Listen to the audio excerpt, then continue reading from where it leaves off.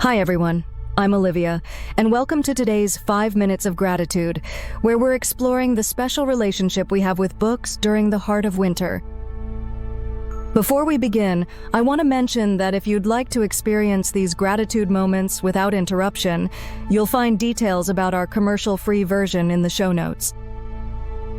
There's something different about reading in winter, isn't there?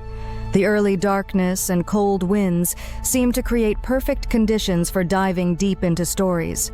This morning, curled in my reading chair while snow fell outside, I found myself appreciating how books become particular kinds of companions during these indoor months. Winter reading has its own specific pleasures.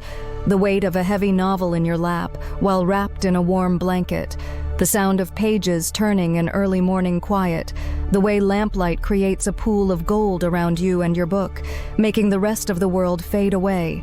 Even the smell of old paper seems richer somehow, as if books too become more themselves in winter. I love watching what people choose to read in winter. At the library this morning, I noticed the purposeful way people selected their books, some gathering thick classics they've been saving for long indoor days, others choosing bright travel memoirs like Windows into Warmer Places.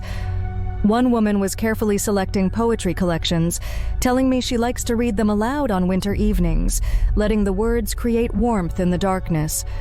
The local bookshop feels different in winter too. The shelves seem to hold not just stories, but possibilities, each book a potential adventure without leaving your warm room.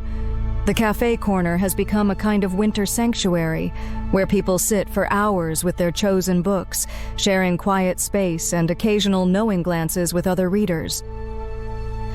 Winter changes how we read, I think. We're more willing to stay with challenging books, to reread beloved stories, to lose track of time in long chapters. The season seems to give us permission to read differently, more slowly, more deeply, more attentively. Like the earth resting under snow, we too can take time to let stories settle into us. Books we read in winter often become linked with the season in our memories. The mystery series I discovered during last year's big storm, the collection of essays that kept me company during a bout of winter flu, the cookbook that inspired weeks of soup-making experiments. Each one now carries not just its own story, but the memory of winter days spent in its company. Even the physical spaces we create for winter reading feel special. The stack of books on the bedside table, promising evening adventures. The reading nook by the window where you can watch snow fall while turning pages.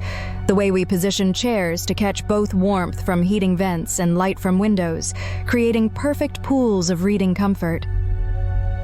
Winter evenings seem especially suited for certain kinds of books, the ones that require full attention, that ask us to sink deep into their worlds, the ones we've been saving for exactly these kinds of nights, when there's nowhere else to be and nothing else to do but follow where a story leads. Those books that feel too heavy for summer somehow find their perfect moment in winter's quiet. This is also the season when old books feel most precious. The well-worn copies of childhood favorites, the novels passed down through family, complete with notes in margins and underlined passages, the picture books that only come out in winter, their familiar images carrying years of seasonal memories. Like winter itself, these books remind us that some things are worth returning to again and again. Today's affirmation is, I allow myself the gift of deep attention. Take a moment to let these words settle into your thoughts. Winter reading reminds us that there's value in slowing down, in giving ourselves permission to focus fully on one thing. Like snow creating silence in the world, we too can create quiet spaces for concentration and contemplation. Think about how rare and precious these moments of deep attention have become. When we give ourselves to a book completely, we practice a kind of mindfulness that becomes increasingly valuable in our rushed world. Winter gives us permission to claim these moments, to sink deep into single tasks, to follow one thread of thought or story. Remember that taking time for reading isn't a luxury or an indulgence. It's a form of self-care, of mental nourishment, of spiritual renewal.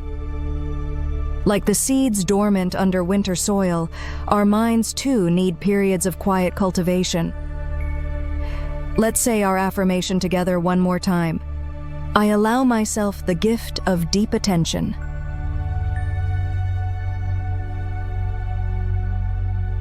Thank you for sharing these reading moments with me today. Until next time, may you find comfort and adventure in your winter books. This is Olivia, signing off from 5 Minutes of Gratitude, grateful for the worlds that open between pages on winter days.